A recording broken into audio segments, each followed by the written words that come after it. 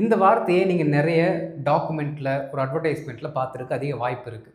என்னென்னா சமமான, இணையான அப்படிங்கிற இந்த தமிழ் அர்த்தத்திற்கான வார்த்தை தான் இந்த வார்த்தை. என்ன அப்படின்னா ஆன் பார் வித்.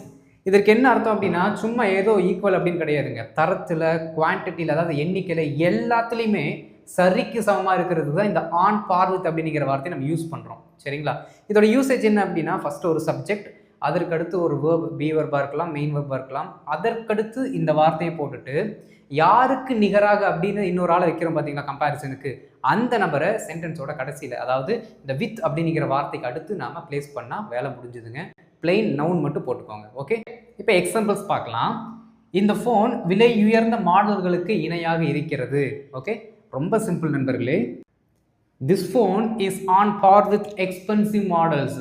முன்னாடி ஒரு சப்ஜெக்ட், வித்துக்கு அடுத்து இன்னொரு சப்ஜெக்ட், இடையில ஒரு பி வர்பு, இடையில இந்த பர்டிகுலர் ரூட் வேர்டு, அவ்வளோ வேலை முடிஞ்சு. This phone is on par with expensive models. அடுத்து பாருங்க, இங்கே மெயின் வெர்பு நம்ம யூஸ் பண்ண போகிறோம். சரிங்களா? மெயின் வெர்ப் வந்தாலே ஓரளவுக்கு மேக்ஸிமம் அதற்கடுத்து ஒரு ஆப்ஜெக்ட் வருவது வழக்கம். என்னன்னு பார்க்கலாம்.